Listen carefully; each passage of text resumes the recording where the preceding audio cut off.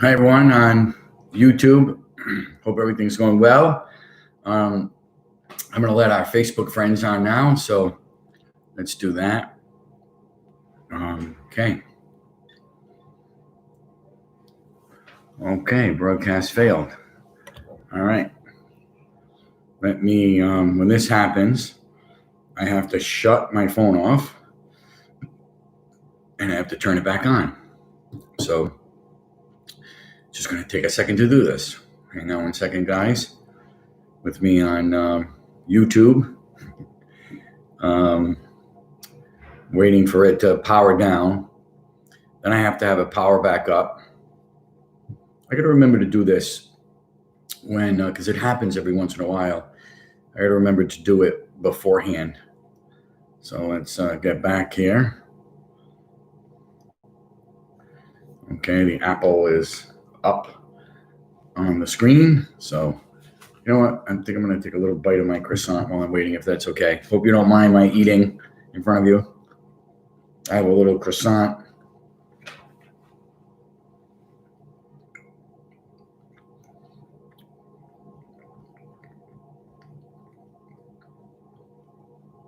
You know, it's too bad because I had all this ready to go and I was early, and now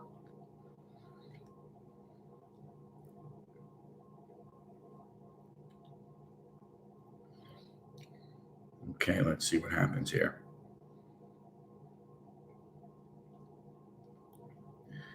All right.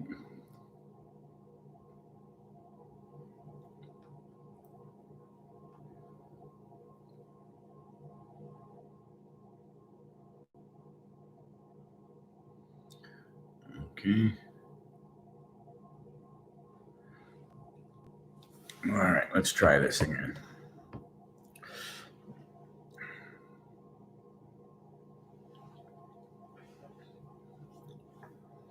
Hello, everyone. Welcome to Cappuccino with Father Capoverdi. Sorry for the delay. I was telling YouTube I had it all figured out, and then it unfortunately my phone didn't stream live. Francesca, come here. Francesca's around. As maybe you heard her. She meowed, but she's been camera shy when it comes to Cappuccino with Father Capoverdi of late. So this is my cappuccino that I made this morning. I'll take a little sip of it. È buona. È buona. It's good. All right. So hey Paul. Hey, did you guys see that I'm doing the night prayer again? So I know you guys really like that, so I'm glad that we're doing it again. Susan, great to see you. Ava Maria, hi. Mary Jane Nolan. I mentioned you in my homily, Mary Jane. I don't know if you saw my homily. Christina, great to see you. My kids cheered when I told them that you're going to be. Now, see, now I really have to do it. If the kids cheered, I really have to do it now.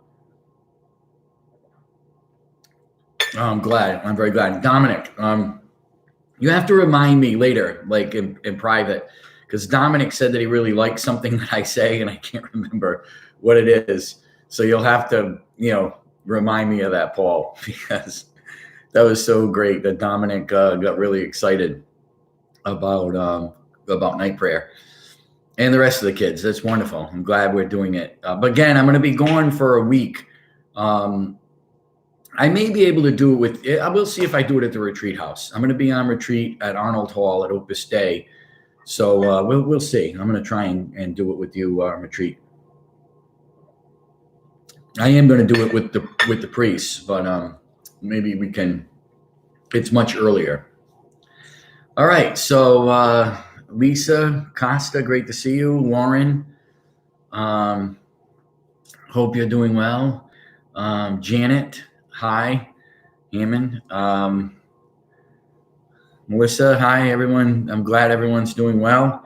Like I said, I had my cappuccino this morning that I made. It's good. It's really good. Hopefully you have your coffee with you. Susan, good morning, Father. Couldn't keep my eyes open for night prayer. And I'm all at night. Yeah, but so excited that I'm doing it. I'm glad to hear that. Let's see, it says see more. Let me just click that. Thank you. Well, you're very welcome. You're very welcome. I'm glad everyone seems to be so excited about that. And Francesco, how are you? Glad you're watching. Scavello. So let's see. Well, Sherry, hi. Great you're watching. Glad to see you. So it's going to be nice. I think it's good that we, like I said, together examine our consciences. It's now with the church being open, the setup is a little more complicated, but we're doing it. We're making it work. Angie, hi. Tiffany, Marie, great to see you. Buongiorno, Angie. Good morning. Karen Long, glad you're watching. Great to have you with us. And I hope you are healthy and well. Yeah, thank you, Tiffany. I am. Thanks be to God. I feel really good. I feel really healthy. It's life is life, and there are certainly challenges. That's for sure. But other than that, health-wise, physically, thanks be to God, I'm feeling really good. As you know, when I was away in June, I had a back problem, and that was really unfortunate. But like I said, I took a couple of things that were prescribed for me by my doctor, and like that, they just went away. So, I was really happy about that. So, other than that, though, we're doing well. Sandra Conto, great to have you with us. I'm watching Cappuccino with Father Capoverdi. So we have a lot to talk about. It's been a very, very eventful week, hasn't it? I don't know. I was thinking there are a few things I'm thinking. I think the first thing I'm thinking is that in order to really affect change, long-term change, it takes time. Certainly the last 4 years was monumental in what we were able to accomplish, but it takes time. Hi, Ann, Tansy, Kalisis, glad you're watching. So like I said, I think it takes time. Like you look at the early church, and after Christianity was established, after the resurrection, and Catholicism was growing in the first few centuries, it was very very tentative with the church. It was very aggressive against the church, and the church really had to prevail against tremendous odds of difficulties, martyrdom, emperors who hated the church, Christians being fed to the lions. So there were a lot of obstacles that the church had to overcome. Many, many martyrs were made during that time, but the church was very importantly persevered and said, we're not going to let a civil authority that is oppressing us overcome us, because Christians always know that this world is passing and that our time here is very short, and this isn't our ultimate home. That Jesus tells us that our home is in heaven. He said, if it weren't, would I not be telling you I have a place, that I'm building for you there? So where he is, he wants us to be. Where the saints are, they want us to be. And that's why the saints are constantly interceding for us and praying for us. In the early church, when martyrs were being made in the early church, it was powerful that the church had martyrs that were up in heaven that were praying for them.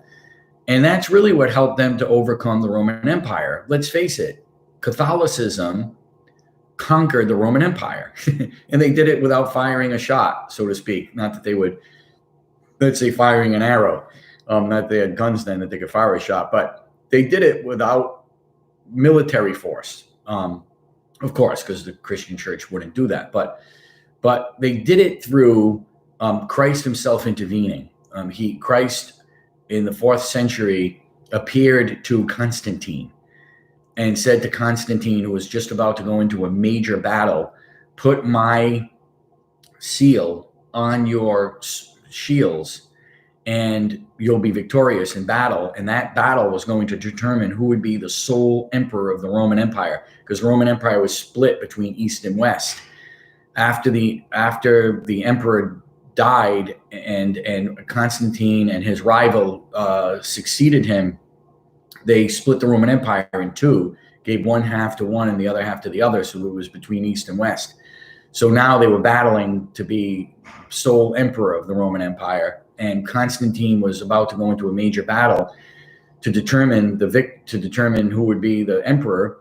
And Christ himself appeared and put and told him, put my symbol on your shield, which was the Chi-Rho, the P and the X, which is Jesus Christ's initials in Greek.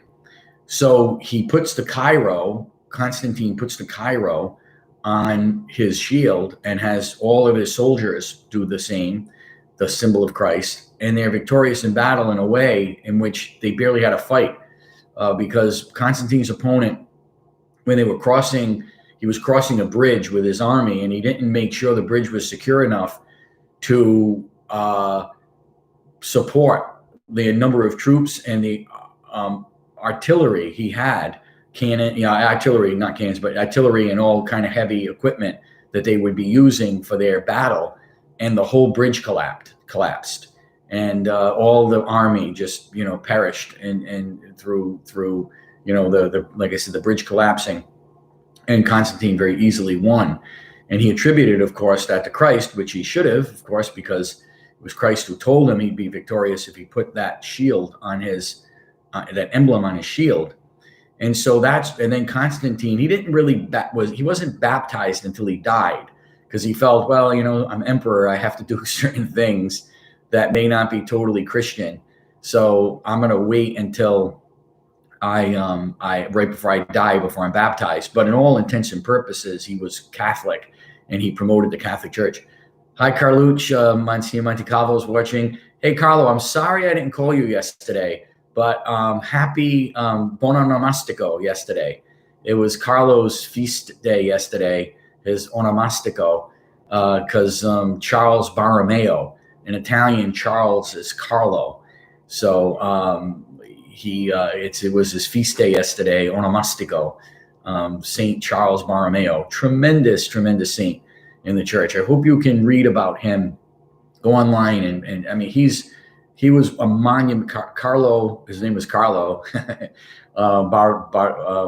Charles Borromeo. Carlo Borromeo was a monumental figure in the 16th century and really helped save the church from more spread of Protestantism in the 16th century. So it was really important. He was an important saint, and it was Carlo's onomastico yesterday. So. Congratulations and great to see you watching. I'm going to be on retreat next week, and Monsignor Montecalvo is going to be taking over for me, which I really appreciate. Here, I'm going to be in Arnold Hall, as I said. I'm really hoping that maybe I could do some things there. I think I might be able to stream. We can celebrate Mass in a private chapel every day if we want, rather than concelebrate. I always like to do that, to celebrate privately, which I don't have anything. I don't want anyone to think I have anything against concelebration. On the contrary, I don't have anything wrong with it. But it's just nice on retreat to be able to go into one of the little chapels there and to celebrate Mass privately. So Um, like I said, maybe I'll stream from there. Let's see. I got to ask them. I don't want to do something that I'm not supposed to. So anyway, Angelo, great to see you. And Kathy Kimmel, glad you're watching. Jose, great to see you. Glad you're watching. Sorry, I'm Amy Jean. Sorry if I'm Brendan. Susan, hi. Hey, Deb is watching. Great to see you watching, Deb. I'm glad. And it's great to follow your family. Matthew, how you doing? Glad you're watching. But it's Deb. It's great to follow your family on Facebook.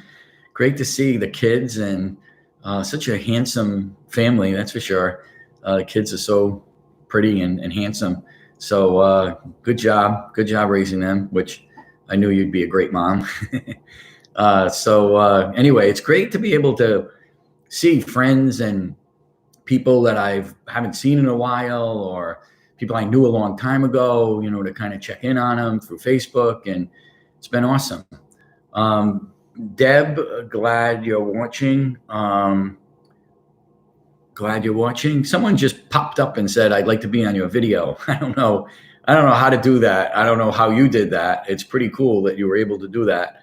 But I don't know how you did it. And I think something's going on with my phone. Hang on one second. Let me just make sure. Seems like there's an intercom or something. All right.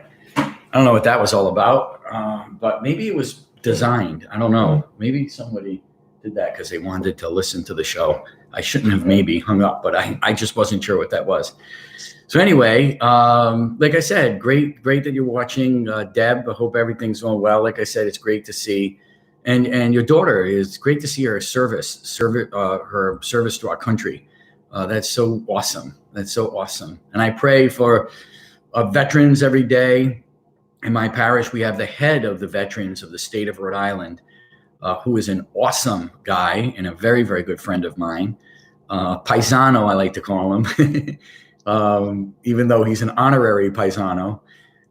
He married an Italian, but he's an awesome guy, and one of the family. He's like family to me, and he does a great job with the state of Rhode Island as the head of the Veterans Affairs. Tremendous, really caring for them, and loves. He's a veteran himself from the Navy, but just loves veterans. Kiss him, Jan. He does so much for them. Works tirelessly.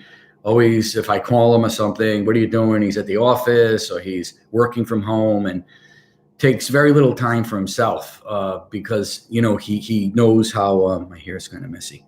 He knows how hard it is, he knows how hard the veterans work and how they protected us so beautifully. So it's great to see him being so attentive to them, which, that's the kind of guy he is. He's a very loving, kind guy. So we're fortunate in Rhode Island to have a guy like him. I personally think he should run for office, but he would kill me. He would kill me if I told him that, because I don't think he wants to have anything to do with it. I can't blame him, actually, but he just would be so good. Angelo, great to see you. How's the tribe doing? It really is a tribe. Angelo really doesn't have a family. He kind of has a tribe of kids. It's great. They're so cute too when they come to mass and they're at the rail and they're looking up. It's great. Great extended family Angelo has. So beautiful. Deb, great to see you. Great to see little Salvatore for our trick-or-treaters. We had a good trick-or-treating. We had a really, really good trick-or-treating time. It was really awesome. A lot of, not a lot of kids, but enough. Again, big families. Like I have another parishioners who have 7 kids, and the parents brought all 7. But I have enough candy that I give it to the parents, and they were very appreciative for that. They were very, very appreciative of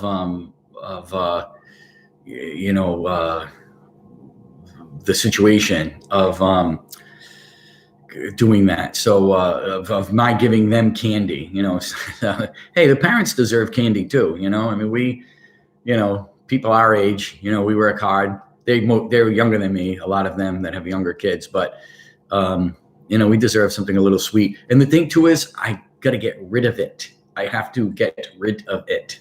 A cassock is a very, very complicated thing, and it's very, very hard to make. There aren't many tailors who actually make cassocks. You pretty much have to get them in Rome, or they have a company in Philadelphia. They used to be awesome, and I'm not as crazy about the material they use nowadays, but they're not bad. They're in Philly. I don't think there's anything in New York anymore that makes cassocks. But anyway, they're really complicated and they're hard to make. So and they're kind of fitted to us. There's a little room, but they're fitted. So it kind of helps you keep disciplined, not gaining too much weight, because you go size out of your cassock and it's a problem, because they're not cheap either. As you can imagine, this material, this is from Rome. This is a tailor from Rome, and they're not cheap. They last a long time, and you get they're worth it. We do need, and we buy our own clothes as diocesan priests. We don't, the parish doesn't pay for it, or we don't have a separate fund, that pays for our cassocks. We have to pay for it out of our own pocket. So, again, I don't want to size out of it. So I try to give as much candy, hey, please, take the candy. And the parents are like, "Oh, Father, that's so generous of you." I'm like, "Oh yeah, well, I want to be generous. I want to get rid of the candy." But no, it's both. Obviously, I do want to be generous with them, especially because parents are such heroes. They take the kids to mass, they take them to catechism class, or they spend money to send them to a Catholic school, and they make sure they make their sacraments, and they teach them their Bible stories. And it's so they're just they make my job a lot easier. That's for sure. When parents are on top of things at home, they make my job a lot easier. When they're not, that's when my job becomes a lot more difficult. The problem is that we raise our kids a certain way. We send them to these wacky, crazy liberal colleges, even Catholic colleges that are wacky liberals. And, we lose our kids for a little while philosophically and religiously. But they come back, though. I think a lot of them come back because they see what's going on in the world, and they have a family themselves. And they want to, once they have a family, they realize, I appreciate the traditions of the church, the way that I was raised, my grandparents, the beliefs they have. And typically, like I said, they come back when we have them, after college. But during college, it's hard. And that's why I always say, pick a really good college. Find a college that really has strong values, strong moral Catholic values. Just because it says Catholic, it doesn't mean it is. Fordham University. How Catholic is Fordham University? It's the opposite of Catholic. They're teaching the opposite of Catholicism at Fordham University. How Catholic is Notre Dame. It's getting better. We had Amy Coney Barrett from there, but again, that's a really, really complicated place. But it's getting better.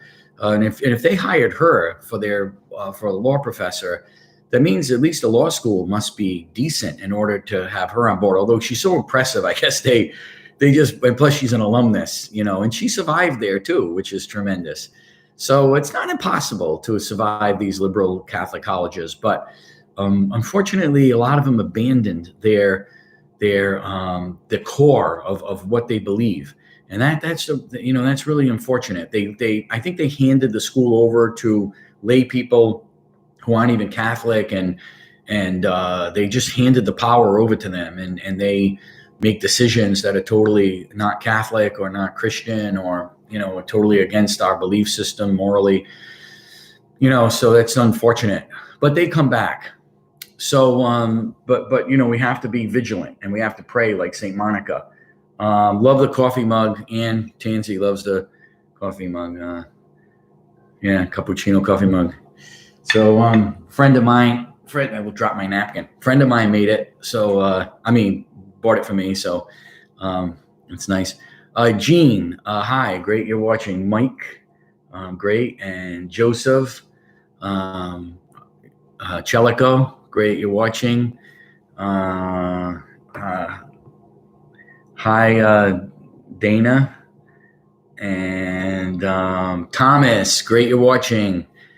Just had supreme ricotta cheese with my pasta the other day. I always like a little scoop. I don't know. You always have to have a little scoop of that just to kind of like, dip into it. It kind of adds, I don't know, to the meal. Some people just like grated cheese and that's fine. I like that too. But I don't know. I like a little scoop of supreme ricotta cheese on my, with my pasta. And I've been having pasta almost every day, it seems. I had ziti, and I don't usually eat the little ziti with the lines. I like them, but they're not my favorite. I like rigatoni and spaghetti. I think those are just the two things, my go-to pastas. I like the gourmet stuff at restaurants, pappardella if it's homemade, or ravioli like at Cosentino's. When you're at Cosentino's in Providence on Apples Avenue, that's their thing is raviolis. They've been doing that since I was a little kid. So they're going to make them great. And so I have raviolis when I'm at Cosentino's. But I don't know. I think I like the texture and the heartiness of rigatoni. And the spaghetti, I like it thick. I like thick spaghetti. Bucatini, I like bucatini too, but I like it thicker with the spaghetti. Angel hair, mi non piace.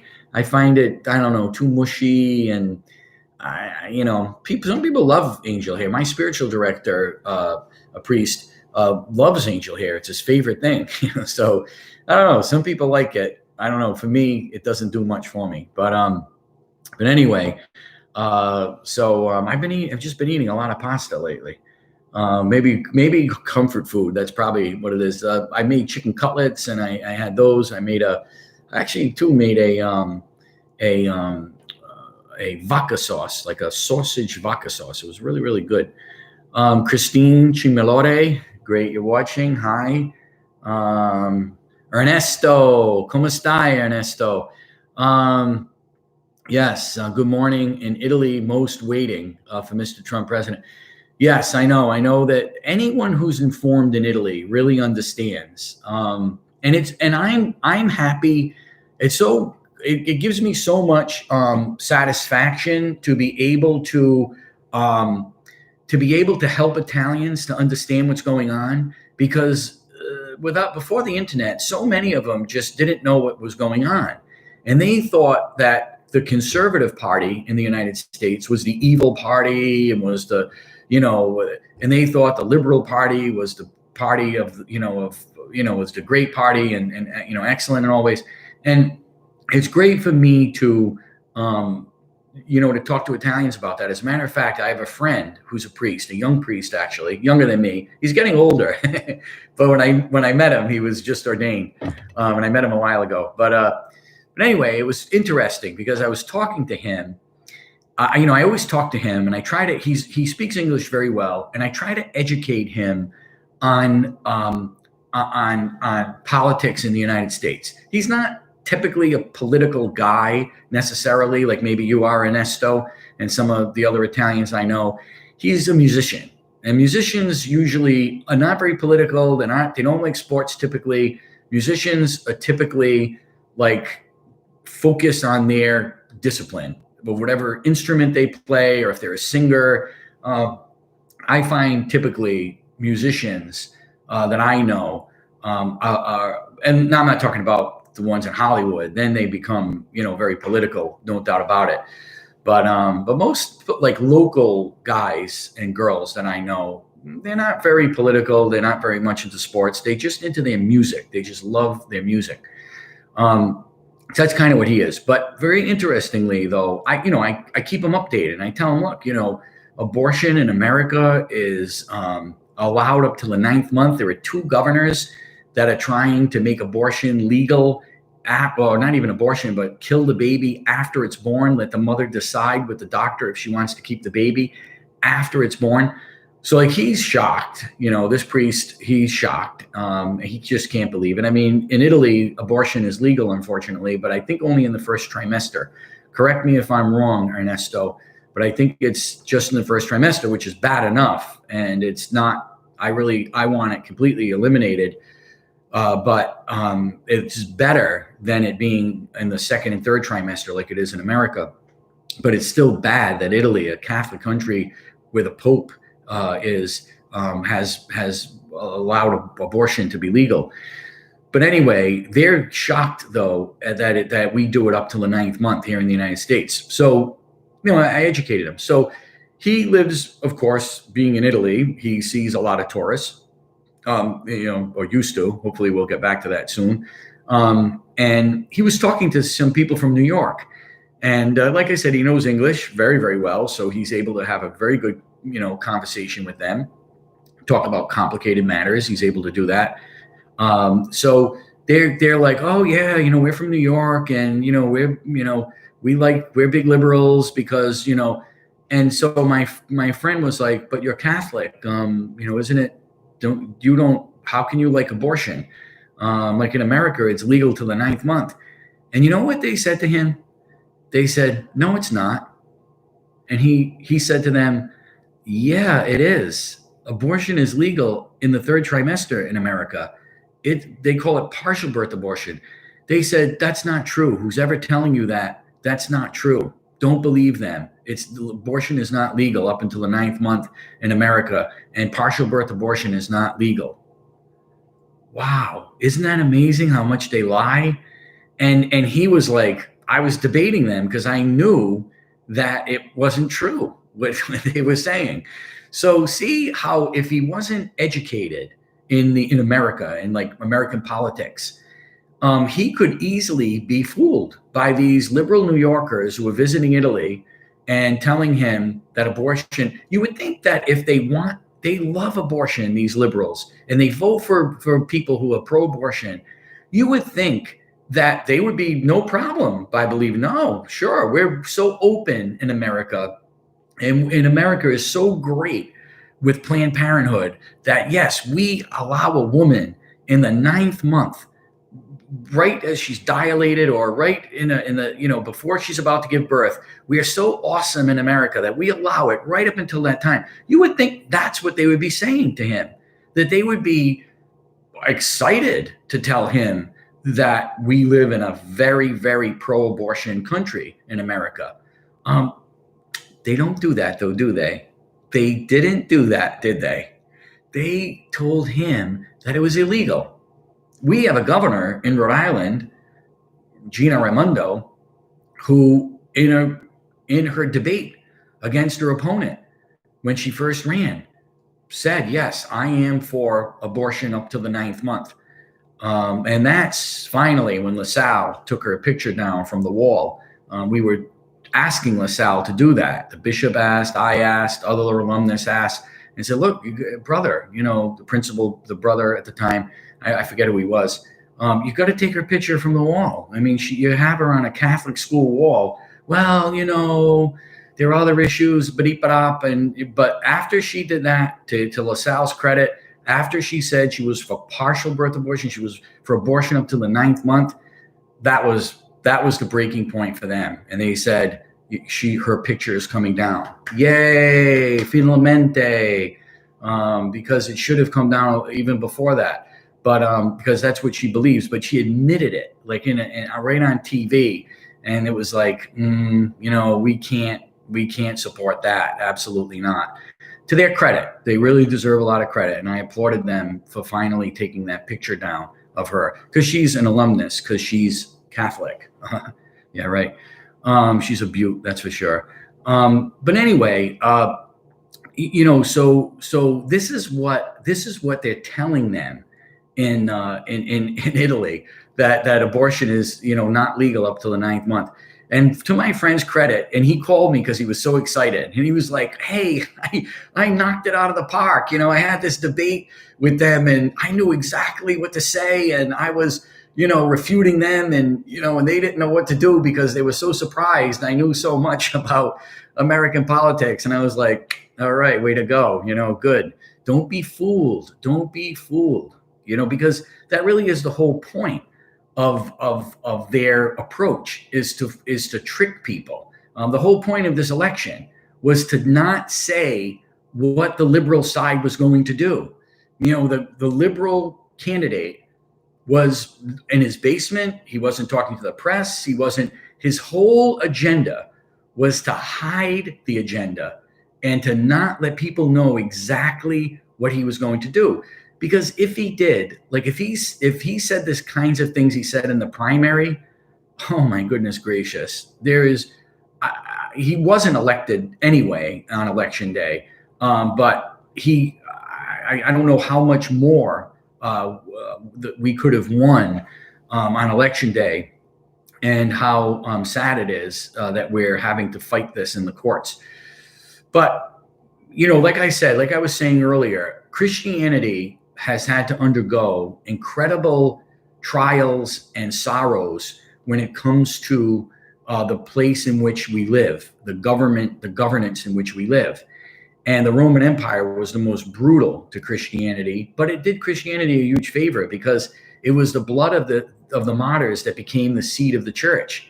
And so what helped Rome to be conquered for Catholicism eventually in the 4th century was the tremendous way in which the church persevered under terrible, terrible, horrible circumstances. And so that's what we're into now. What we have to look at is the fact that we're never going to have on this earth a utopia or paradise or until the second coming. Until Christ comes and he unites heaven and earth, and all the bodies who have died are resurrected from the dead and reunited with the souls, and we have one earth that's a heavenly Jerusalem, the city of Jerusalem. The whole world is going to be a heavenly Jerusalem, a new and shining city where God provides the sunlight. Right now, we need the star that's our sun, that provides our warmth and our survivability. But the sun, we know, is not going to be around forever, and it's going to be around a long time, but not forever. But Christ is there forever. God is there forever, and we're experiencing the sunlight now that gives us nourishment and support. But in the New Jerusalem, God is going to provide that light. God is going to provide that support, and he is eternal. He always was, he is now, and will be forever. So when we're in the heavenly Jerusalem, as St. John called it in Revelation, that's the only time that we're going to know peace, and we're going to know prosperity and happiness, and we're going to completely be restored to where we were before the fall of man. But because of the fall of man, and because we're living in the consequences of original sin and the fall of man, we find ourselves in this sad situation where we can vote for certain people, and we can do our best to, sometimes it even means take up arms, and which we don't have to do right now, thanks be to God, but Christians had to do that in the past, to protect and help our way of life in this Judeo-Christian society that we want to reestablish. We live in a post-Christian world right now, because Christianity has really undergone a lot of sadness and decline in population, because many people are rejecting Christ nowadays, and they don't want to be close to him. They don't, and it really is because they're liberal. They don't want to follow his rules. It's really what it boils down to. I was talking to this girl, and she's awesome. she is awesome. This girl, she was married. I didn't perform the wedding. I can't celebrated, but she was married in church, married to a wonderful, wonderful guy. I'm not just saying that because he's 100% Italian, but and it's not my niece. My niece fits all those categories too. But it's not my niece. It's this other girl that I know, and she's, like I said, she's just awesome. Very pretty. She's very smart. She's just came from a very, very good Catholic family. And so, I was talking to her and I wanted to pick her brain because she's a millennial. Like she's exactly in that period of millennials. And I asked her, I said, what is it? What's going on with your age group? What's the problem of them understanding a religion, organized religion, their Christian roots, their upbringing, if they were brought up Catholic and they rejected it? How would you assess as a millennial? And even though she's a devout Catholic and she goes to mass every Sunday and she is, like I said, married in church and made all her sacraments, she's still a millennial. She chose to be with God and be with the Catholic Church. But so many of her cohorts, her people that she grew up with, are rejecting the faith. So I asked her, I said, give me your assessment. And, she's smart, so I could tell she's very intuitive. She's a very intuitive person too. So I knew I was asking someone where I was going to get a really good answer. And I did get a great answer. She said, Father, you know what the real problem is? I said, what? I said, this is why I'm asking. She said, they don't want to follow the rules. That's what it really boils down to. They don't want to follow the rules. And that's why a lot of my millennial friends aren't Catholic anymore or aren't Christian, or would never want to join the Catholic Church right now in their lives because they don't want to follow the rules. And I thought, wow, that is very, very profound coming from a millennial. It's not coming from a baby boomer or a Generation X or what I am, or someone from the greatest generation, making an evaluation from this. It's someone right from the millennials who is telling me that. And I thought, wow, that is so true. That really makes a lot of sense. Because let's face it, in our lifetime, when we for those of you who were raised Catholic, most of us were, if you weren't, you're in a little bit of a different category because you chose to become Catholic and really make a big leap to convert. Where, if you were born Catholic, a cradle Catholic, you were brought up in a Catholic family, you went to mass on Sunday, you made your confirmation, maybe you even went to a Catholic school but at some point in your life, you have to make the decision. Am I going to be Catholic? Am I going to stay Catholic? I'm out of the house now. I'm in college or I'm married. Now your parents aren't there to tell you, look, it's 11 o'clock. Come on, 11 o'clock mass. We have 15 minutes. Get going.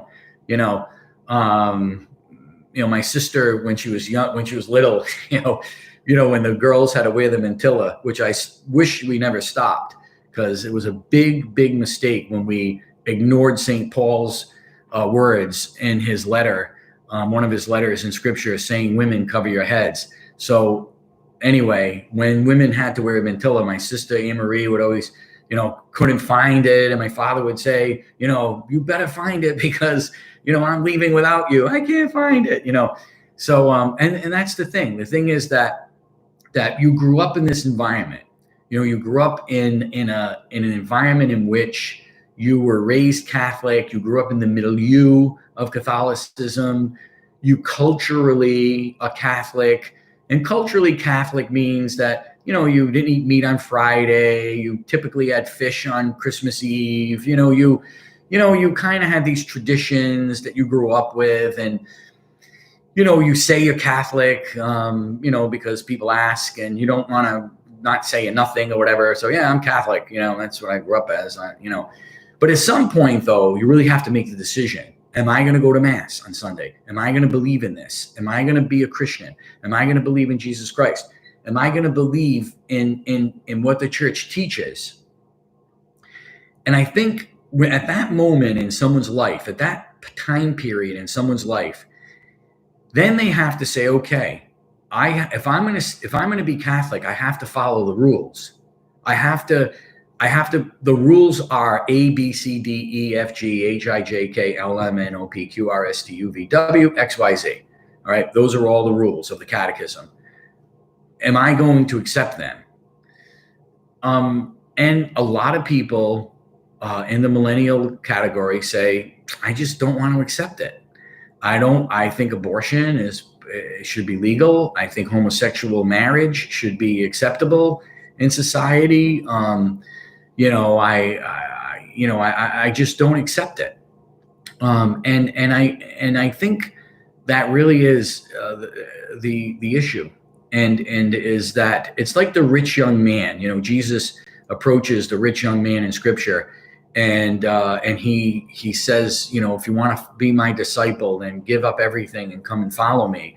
And the rich young man goes away sad because he doesn't want to give up his possessions. He grew up a good, faithful Jew. He even, wears it as a badge of honor to say, to Jesus, I did everything. I followed the commandments. That would be like a Catholic young person today saying, I made my confirmation. I made my communion. I went to Mass with my family. And then at some point in the course of life, Jesus says, okay, that's good that you did all that. Now give up your philosophy for mine. Give up your philosophy that you have so that you'll commit to the Catholic Church's teachings. And like the rich young man, they look Jesus in the face and they turn around and walk away. They don't want to give up their philosophies. To them, they've been a lot of them. It happens in college where professors are very aggressive against the Catholic Church's teaching, and they persuade young people to abandon the values of their parents. And it's a big agenda that's going on to make them do this. And as a result, they walk away sad because they don't want to give up their liberal beliefs of living together before marriage, having children before marriage. It's just their way. And they're like, I don't want to abide by these rules. I don't want to court, I don't want to abstain before marriage or try my best not to and go to confession if I fall, believe it's sinful if I fall, and go to confession if I do fall. I don't want to be married. I don't want to be married before I start living with somebody. I want to have kids when I want and not after marriage. And then I believe that it's okay for homosexuals to be married and that love is love. And, that's my philosophy, is that no one should tell anybody who to love. And with abortion, it should be a right. If a woman believes that it's not a life in the womb, even though it ignores science and biology, then she should have a right to kill it. If she thinks it's a life and she's happy that she is pregnant and she believes it's a life, then she should have the right to bring it to term. But it should be up to the woman, not God, not the government, if she wants to kill her baby or not. And that really is at the crux of the situation we're in, because we find ourselves baffled. Like, why haven't these young people embraced the Catholic Church in great numbers? Why haven't they, why aren't they practicing their faith? Why are there people over 50, 50 and older at Mass and not that age group of young families? Now, again, there are parishes that have lots of young families. I'm saying this as a pastor of a parish that has lots of young families. You saw them online today. They're even watching this. So if you came to Immaculate when we were open and before all this foolishness of the China virus, before all of this, if you came to Immaculate, you'd see kids in the cry room, they're futzing with their parents. The parents are, with their kids in the pews. And you would say, well, Father, I don't know what you're talking about in your parish. There's a lot of young kids, and that's tremendous. That's a great thing. So, there are young people who are coming to Mass. There's no doubt about it. I see it every week. I see young families in church with their kids every week, and they're very, very committed. And the young people are very committed. But the situation is, I'm talking about that age group, after they leave college.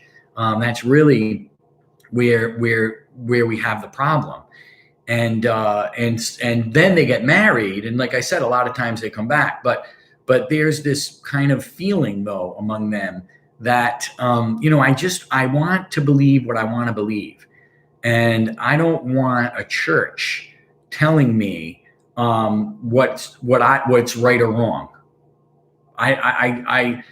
What's acceptable and unacceptable in society. I don't want a church telling me that. I want to go by my own feelings about it. And we call that relativism. That they shoot from the hip of what feels good. It feels good to tell someone who's homosexual and says, I really want to be married like everyone else. It feels so good to tell that, to choose that person over God, to say, that's perfectly fine. You love is love, and you just do what you want with your life, and it's your life, and it's not our life, it's God's life. And our whole point is to follow him. But again, this is the philosophy, love is love. And no one should tell you, a priest or the Pope, or somebody shouldn't tell you, this. It should be up to you. And this is really the crux of the problem that we find ourselves in. And the same is true with marriage and with family and with, and so again, like I said last week, the author of all of this is Satan. He was the first one to say to God, I'm not going to follow you. I'm not going to follow your rules. I'm not going to, you're not going to tell me what to do. That was the first liberal, the first millennial. Satan was the first millennial, like to say, I'm not going to follow. Love is love. And if someone wants to marry somebody, or if someone wants to kill their baby, who are you? Who are you, God, to tell me what to do, or to tell any person what to do? This is really the crux of where we're at right now. And this is the battle that we're in. And that's why, as I said, Christians have always encountered this battle. And sometimes in these battles, there even been a lot of confusion in the church. We think now, we look at the church now and we think, well, Father, how come there are some priests saying that it's okay to vote for this one, even though he's for abortion, and there are other priests saying don't? Why are the priests not together? And how the bishops who aren't saying anything, or even they're saying that other issues supersede abortion or marriage? Why is there such confusion right now? And we shouldn't be surprised. As soon as the church was established, there were fights within the church. The first big fight, there were many of them, but the one I'll highlight with you is Bishop Arius. Bishop Arius came along and said that there was a time when Jesus didn't exist, that he was made in Mary's womb, that he didn't come down from heaven and exist before. He began to exist in Mary's womb. As Catholics, we reject that, as Orthodox Catholics, that Jesus began to exist when he was conceived in Mary's womb. We believe he came down from heaven by the power of the Holy Spirit as the second person of the Trinity and took on flesh. As St. John tells us, in the beginning was the Word, and the Word was with God, and the Word was God. And then the Word became flesh and dwelt among us. So as Catholics, Orthodox Catholics, we always believed that, and the Nicene Creed was written as a result of this, that Christ is God, that Jesus is God, and that he was with God at the beginning and existed as the second person of the Trinity, although a spirit, nevertheless he existed. He began to take on flesh and dwell among us when he was incarnated in Mary's womb. So this was really a big issue in the early church, where Arius was saying that Jesus began to exist in Mary's womb. He didn't exist before this, before the incarnation. So as a result, there were Catholic bishops. There were Roman Catholic bishops who took Arian's side. And there was a big fight in the church. And there were parishioners who went with Athanasius and went with the early church fathers who were fighting, the patristics who were fighting against this heresy. And there were Catholics who were following Arius and who were believing what Arius said. There were bishops who were believing what Arius said. So I don't want you to be scandalized to think, wow, but a bishop though, he's quiet when it comes to abortion, or he's not. Now, that's not the case in my diocese. My bishop is one of the best, I think, of the bishops, in my opinion. Maybe I'm being biased or just being partial. I don't know, but that's what I feel. He's one of the best, maybe the best, but in the country. But anyway, I mean, but there are some who are just keeping quiet, or who are even encouraging people to go with the pro-abortion candidate. And then, just think of abortion, and especially marriage and abortion. Think of those two as Arianism. You got to think of those two as Arianism. And even though those who were believing that it's okay to elect a pro-abortion president, and same-sex marriage presidents, and even though it's they're saying it's okay, and they're not denying the divinity of Christ necessarily, in the sense that Arius did, but in a sense they are denying Christ his rightful place to teach the truth about those two most important moral issues.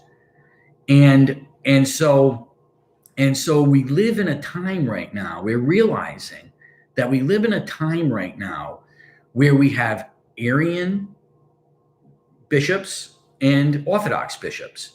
We have bishops who, when it comes to moral issues, saying nothing or even encouraging others to vote for pro-abortion or same-sex marriage politicians.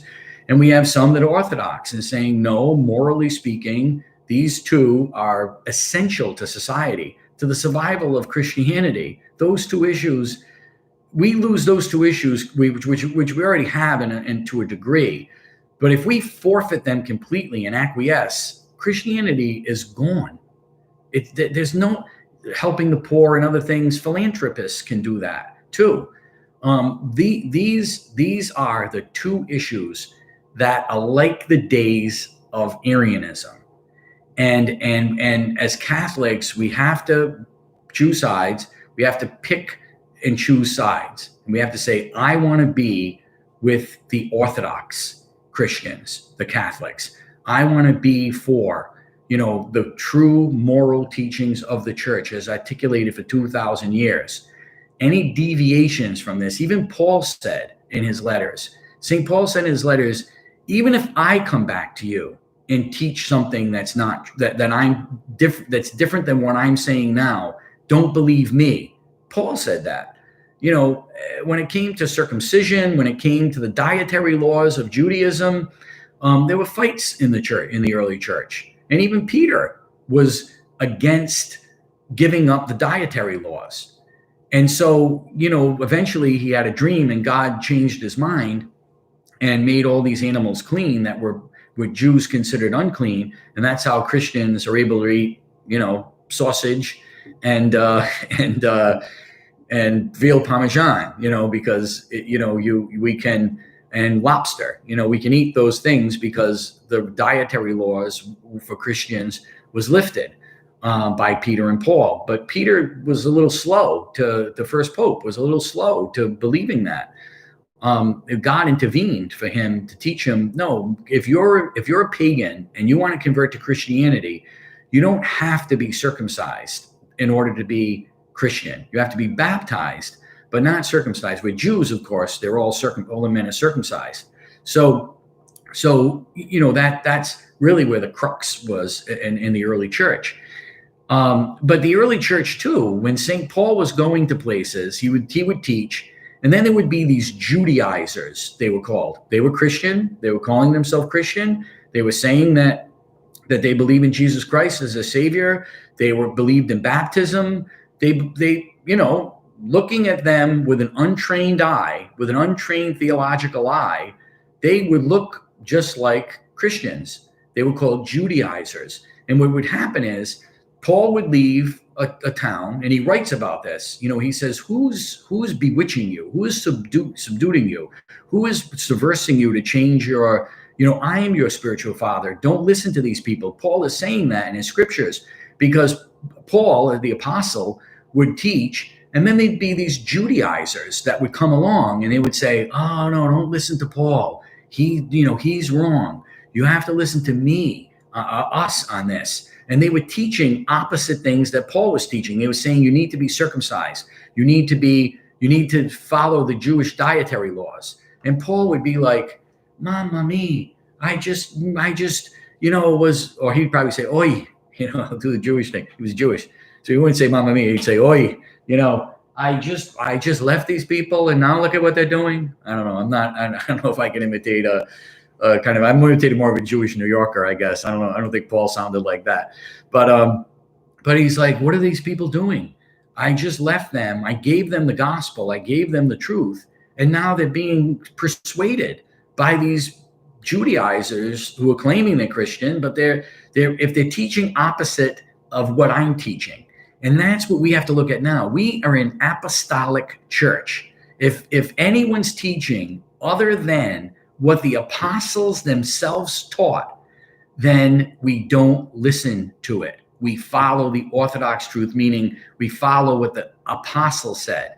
The apostles, in their very first document that they wrote, even before they wrote the Gospels, the apostles wrote the Didache, which is a teaching of the 12. It means the Didache.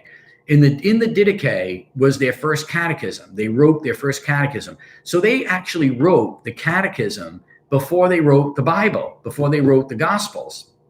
So the apostles wrote the Didache, which was the catechism, the first catechism of the church, by their hand, and they condemned abortion in that first catechism, the Didache. They said it's wrong for a woman to take a baby out of her womb and kill it. So in the earliest document we have of the church, even before the Gospels, the Didache condemns abortion.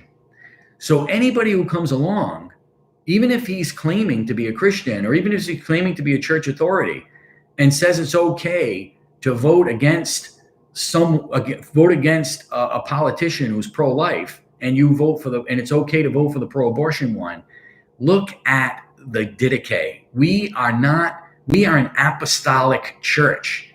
We follow the teachings of the original teachings of the apostles. Even if a successor to the apostles says something, if he's teaching something differently than what the Didache is teaching, or what the apostles taught, what the tradition for 2,000 years of the church taught, then this is where we're at right now. We're in a period right now where it's like Arianism. We're in a period right now where Catholics are having to start to choose sides and say, what side are we going to be on? Are we going to be on the side of the apostles, what they taught, the traditions of the church, the beliefs of what the church teaches, or are we going to be on the completely opposite side, even and claim we're Christian? This is where we're at right now, and we shouldn't be surprised. Try not to be surprised about this, because in every period of the church, there were situations like this where, priests were teaching things that were against the church's teaching. Bishops were teaching things against the church's teachings in every time period. I think for us, it's a little more problematic because we're coming out of a period of the 20s, 30s, 40s, and 50s and early 60s. We're looking at the church. We're comparing our church that we have today with we're comparing it to the 20s, 30s, 40s, and 50s and early 60s, where that was probably one of the greatest times in church history. So we are in the aftermath of the greatest periods and maybe the ever of church history in America. The church in America in the 20s, 30s, 40s, and 50s and early 60s, it was one of the greatest eras in Catholicism's history for how to practice the faith, what to believe, people coming together and believing, virtually, the same thing. Very few dissenters, in the theology of the church. This is the period we're coming from. And so it's really easy for us to be discouraged and say, boy, how come we're not like we were in the 20s, 30s, 40s, 50s, and early 60s? How could we have strayed so far? Well, try to compare us to the French Revolution time or the Spanish Revolution, the Spanish Civil War, and the Mexican Revolution against the church, where priests couldn't even wear their clerical clothes. They were being martyred left and right. In the Spanish Civil War, in the French Revolution with the Jacobins, so there have been dark periods in church history where Christians had to endure extremely difficult circumstances. And even the hierarchy was siding, some of them, with the opposite side of Christianity and Orthodox Catholicism. So there's nothing new, but again, we're comparing it to what it used to be and how glorious it was at one time in America. And that's really what our problem is. We saw the building of all these beautiful churches. We saw immigrants come to America who built from their pennies and dimes and nickels that they had these gorgeous monuments of the Mass was so traditional, and the priest was celebrating Mass in such an Orthodox way, and he was facing east, and the congregation was kneeling for communion, and they were receiving on the tongue, and they were dressed when they came to Mass. The women were all dressed so beautifully, and the men were all dressed so handsomely, with suits on and ties, and this is really the way we remember it, at least in our recent memory. I don't remember it that way, but in our recent memory of Catholicism in America, this is what we have, as a goalpost, and that's a pretty high goalpost. It's unfortunately, and that ended, that period, that golden era ended, and some of us are trying to bring it back, but not everybody is, and that's the problem. I think they're content with being dissenters and with, like I said, being like liberal, free-minded, to say we're not going to adhere to churches, because that's ridiculous. We live in the 21st century. We got to act like people in the 21st century. No, we act like Christians no matter what century we're in. We act like Orthodox Catholics no matter what century we're in, and that's really the crux of the situation. Our goal is to get every parish to be like an FSSP parish, where the parishioners aren't complaining about, the church father saying this and that. They come to Mass, they worship Jesus, they kneel for communion, they get it, they just get it, again, we as priests in our parishes, we have to get people there, we have to, you get the lasso, and you throw it over, and okay, you pull them in, they have, it's a more difficult ministry that we diocesan priests have in just random parishes in the United States, because you look out in the pews and people are everywhere. Some people really get it. They understand the Orthodox truths of the church. They're happy to be there. They're happy to be Catholic. Some people there, because, they grew up Catholic and they're sitting there, but they don't want to be challenged too much. And, Father, give me some, I don't want things too heavy. Then other people, are very liberal, and they'll maybe leave to go to a more liberal parish. So I mean, it's such a mixture of like it wasn't like that in the 50s and 40s and 30s and 20s in the United States. Everyone was kind of on the same page, and whether you believed or not believed, but there were so many people that were going to mass. They outweighed the people who didn't believe, or who were pagans, or were atheists, or were anti-Catholic. They were out there and they existed. There's no doubt about it. There were dissenters in the church at that time, even in high places, even during that time. But they were so outnumbered, that they really didn't have any power. Now they have a lot of power. And that's really where we're at right now, where there are people who are dissenters that have a lot of power, and they're making their power felt. But hey, like I said, what we have to worry about is our own soul and our own salvation. That really is what we have to worry about. And help others to get there too. I mean, it's not just us and God, and I don't care about anyone else. But first and foremost, we have to be concerned about our salvation, and we have to choose God in every way. And we have to choose the church in every way, and the Catholic Church, because it represents the fullness of truth of all the Christian faiths. It's the one Christ himself established.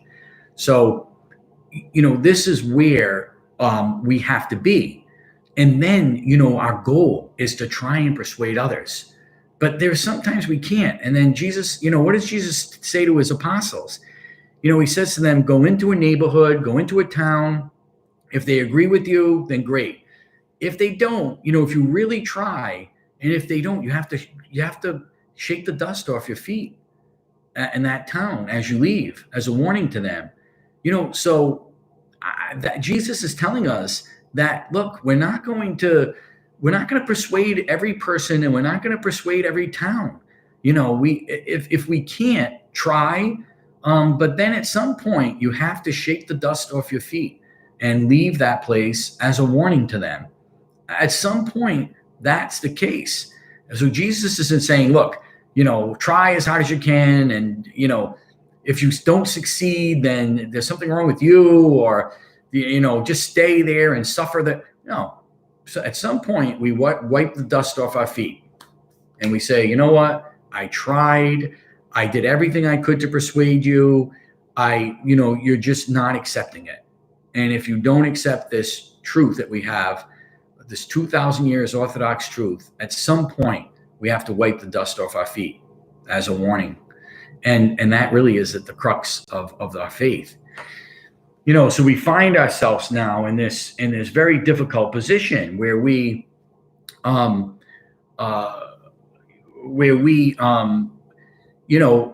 look at our country where it's at right now, and we have to say, look, what's really going to turn this tide is prayer.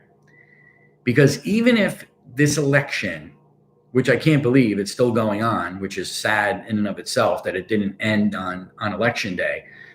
But if we don't win this election, those who take their faith very seriously and believe that in the sanctity of life and the sanctity of marriage, if we lose this battle, that's exactly what it is, a battle. It's not the war. It's not the war. It's a battle. And the forces of evil are very, very strong. No one ever told us they weren't. Extremely strong. And as I said in my last night, I gave a little message when I was at night prayer. I talked about how Satan is not going to give up without a fight. He's not going to give up without a fight. You can't expect that everything is going to go well and everything is going to be fear. Satan doesn't play fear. Satan is not, he doesn't say, well, okay, you'll beat me, okay, we'll play by the rules and you'll beat me. All right, if I get beat, it's like playing Monopoly. If you're playing Monopoly with friends, you expect that they're going to play fair. You have your Monopoly money, which my cousins and I think played Monopoly like a million times in my childhood. We'd be in the pool at my aunt's house. We'd have a lot of fun, and we'd be all day, in the pool. Get out of the pool, little kids, they have the towels around them and they're shivering. And then as soon as we were dry, we were either playing stickball or we were playing Monopoly. So if you're playing Monopoly and you're, doling out the money and everything, and someone at the table is cheating, they're moving their guys around where they're not supposed to be. They're putting hotels, where they're not supposed to be. You're like, hey, come on, what's going on here? You're going to play fair. This is you expect your friends are going to play fair because, you're fair-minded people. You're not going to cheat because, you realize you don't have friends. If you cheat when you're playing cards with your friends or whatever, you may want to try it every once in a while, but then no one's going to want to play with you anymore if you cheat. So everyone, when you sit down at the table, the ground rules. All right, this is the ground rules of Monopoly. You roll the dice wherever that takes your guy, which I was always the car. I like to be the car. If I couldn't be the car, I would be the dog, the little dog. Because sometimes I think we'd roll the dice to see who was going to be what player. And if I couldn't get the car, I would get the dog if I could. The shoe, I'm trying to think if that was my third option. Maybe it was. Maybe I was the shoe was my third option. I can't remember now. I'd have to look at I didn't want to be the thumb though. I didn't want to be that thumb thing. I mean, I never really liked that too much. So anyway, you roll the dice, you play the game, you figure, you try and use strategies. That's all legal, you make deals if you can. That's legal if you want to play that way. I'll give you Park Place for Boardwalk, but you make deals with people at the table if that's how you want to play the game. But the rules are all set out. And fair-minded, good people usually follow the rules when they sit down to play the game. Well, politics is a game. We have these rules. Okay, this is how we play this game of politics. This is how we do this. But when Satan's involved, he's not going to play by the rules. He doesn't care about the rules. We shouldn't be surprised that all of a sudden the president's leading in 4 or 5 states, and all of a sudden they stop counting the votes. It's like, come on, when are they going to call this? I mean, look, we're up by 4 or 5 percentage points in these 5 states. Let's call this and like 4 years ago, and let's celebrate. What's going? All of a sudden, everything stops. Then all of a sudden, magically, a few hours later, all these ballots appear that support the pro-abortion candidate. Hundreds of thousands of them. There's not one for Trump. It's like, where is this from? It's like playing Monopoly. And, you turn around, you play Monopoly with your friends. You turn around and then you look and there's a hotel on Boardwalk. It's like, and you say to your friend, hey, what's going on? I turned around for a minute because I wanted to see what time it was. I went up to get a drink of water or something, or as for kids, it would probably be a Coca-Cola. I come back and there's a hotel on Boardwalk. Where did that come from? Hey, no, I don't know. It's, no, it was, you didn't see that? That was always there. All your friends says, hey, look, and you turn around, what? Then you turn around and there's 4 houses on Park Place. Wait a minute, this isn't how you play the game. But your friend would never do that. But any decent person sitting at the table with you playing a game would not put a hotel somewhere where they didn't buy it, and you're obviously going to see it. And in a game like that, you can dispute your friend and you can not play with them anymore. But in politics, we're dealing with a whole other animal here, but it's the same kind of principle. If you're playing a game with Satan, he's not going to be honest with you. He's not going to play by the rules. You can't expect. Satan is not going to give up on abortion. It is his sacrament. It is his greatest glory when a woman has an abortion. It's his greatest victory to put to death an innocent life that's made in the image and likeness of God. We are made in the image and likeness of God. That's why our bodies are a temple. That's why we can't kill an innocent person. If someone comes in your house, they're threatening your kids, they break into your property, you have a firearm, and that person dies as a result of them breaking the law and threatening your family, or men have Nazi uniforms on, and we've determined that this is a just war, that's totally different. It's not, when we say thou shalt not kill, we don't mean period, thou shalt not kill. We mean thou shalt not kill the innocent, but the guilty, at times, it's justified to kill them if there is a reason to, a justified reason to. Like I said, someone breaking into your house and your little beautiful children, at 3-4-year-olds or whatever, are there, and this guy comes into your home and threatens to kill your innocent children, and you have a way of protecting yourself, then that's perfectly acceptable morally, that you're defending yourself and you're defending your family, and that's acceptable. So what God means by thou shalt not kill is thou shalt not kill innocent life. And so that's Satan's whole thing. The greatest thing ever for him is to kill something that's made in the image and likeness of his enemy, especially someone as vulnerable and as helpless and voiceless as an unborn child is. So our blessed Lord then it's his greatest invention. If you invent something, if you're an inventor like Gerald, like the Ford company, if you invent Henry Ford, if you invent a car, that's a great invention. Every time I get into my car, I put my clutch down, I start it up, and I put it in gear, to go. I have a 6-speed. I'm pretty grateful for the inventor of this automobile. It was a great idea, right? It's still around today.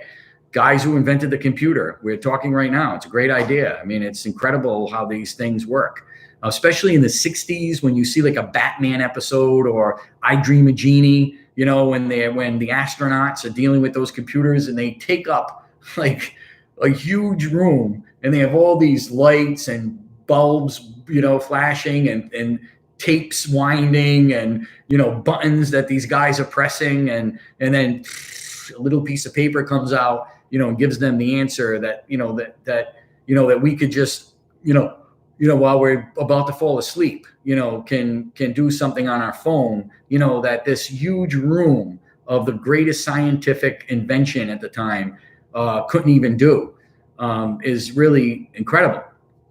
So these are incredible inventions, but for God, his greatest invention is human life. That's what he shared his spirit with us. He shared his intellect with us. He shared a breath with us. And it's his greatest invention. It's his greatest thing. Whenever a baby is born, there's cheering in heaven. It's like, yay, another baby's brought into the world. Woohoo. So of course, Satan, if he's God's nemesis, is going to want to destroy the thing that his nemesis invented that was his greatest invention. He's going to want to destroy that. And so you can't expect him to go down without a fight. Especially, you can't expect him to be fair. If you're sitting with your friend and you're playing Monopoly, he's a good guy. He's your friend. You chose him to be your friend for important reasons, because you like his moral fabric. You like, that he's a good person, that he loves people very much and loves God very much, and you have a lot in common. And you're not going to expect him to cheat at a game. That's pretty bad. A friend would never do that. But if you're playing Monopoly with Satan and you're sitting with Satan and you're, dealing out the money and he's looking back at you from the other side of the table and you're saying, okay, Satan, these are the rules, now you can't build a hotel until you have these 4 houses and it costs this much. Oh, really? Okay, that's the rule. Okay, good. Okay, let's play. You can't expect them. You're going to turn around and there's going to be hotels on all his property. He's not going to play fair. So he is not going to go down if he knows that abortion is going to be threatened. And that's his greatest glory is when abortion takes place. And it's the greatest affront to his enemy when it takes place.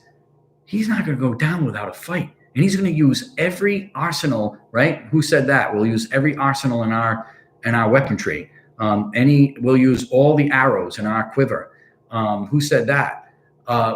He will use anything he possibly can to destroy human life. And then I would say second is the church, and priesthood. He'll do everything he can to destroy the church, and he'll use all kinds of people to do it.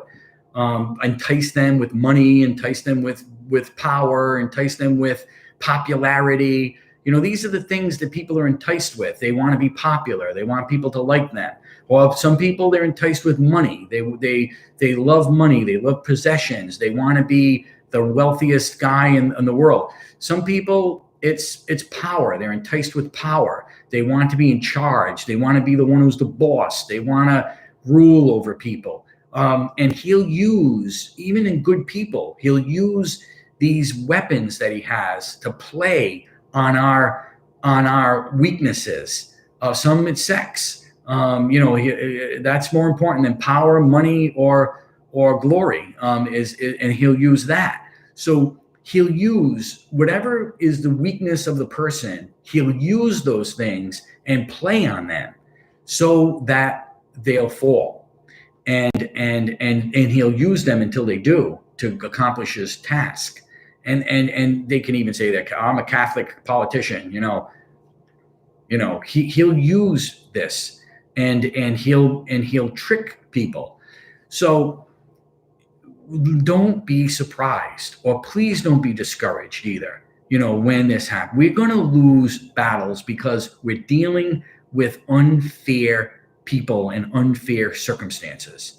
We're going to lose a battle when you're dealing with the world, and when you're dealing with people who are trying to protect something that Satan loves the most. You're going to lose some battles. We'll never lose the war. We'll never lose the war. Even if there's a pro-abortion or anti-marriage, sanctity of marriage candidate that wins every single time, we're not going to lose the war. We're going to lose battles, certainly. But what really matters is how valiantly you fight in that battle, even though you lose it, how valiantly you fight that battle.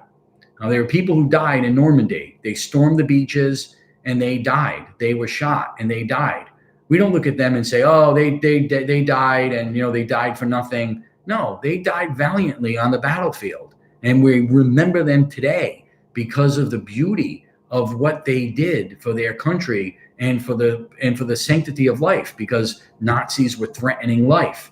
And so this is what Margaret Sanger, the head of Planned Parenthood, her whole eugenics and her whole point was to destroy life. Satan used her in a strong way. And there are people who receive awards now. Hillary Clinton received the Margaret Sanger Award. She was happy to receive it. A eugenist who believed in the killing of unborn babies, and for the reasons of race. And it's amazing that we don't call these people out on it and say, how can you receive an award called the Margaret Sanger Award when she was wanting to kill babies from a particular race of people because they were Black? I don't know. It's mind-boggling to think that this is not something that outrages, But see, again, when you're in the pocket of believing and being tricked by Satan, it affects your judgment. It totally affects your judgment. And if you're playing the game and you're on Satan's side, you're kind of happy he's cheating, right? If your partner's with him, if you're playing high-low jack, right, and your friend is your partner, your comrade, guy you love most in your life, or gal you love most in your life, for women, or your best friend, maybe your husband or wife, and you're playing, and the other opponent is another person like you, and his partner is Satan. You're throwing the cards out. You can't expect that the guy who's on playing high-low jack with Satan as his partner, he's not going to be upset that because he wants to win. It's this whole reason of why he's playing with him. He wants to win, and so if if Satan cheats, his partner is going to say, hey, nothing wrong with that. I don't know.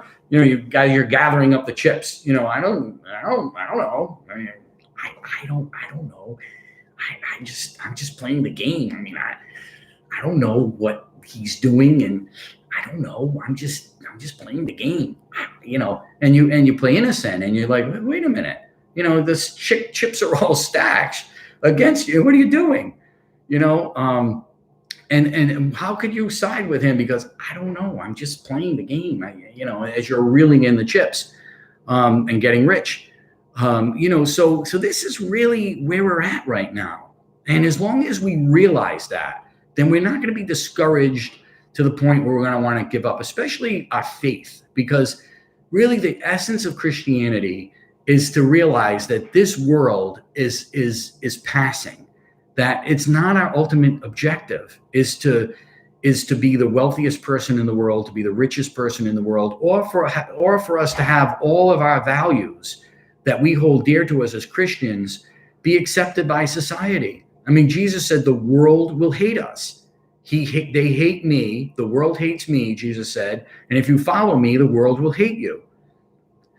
So if we're in a situation where we lose in politics because they're blatantly cheating even, then,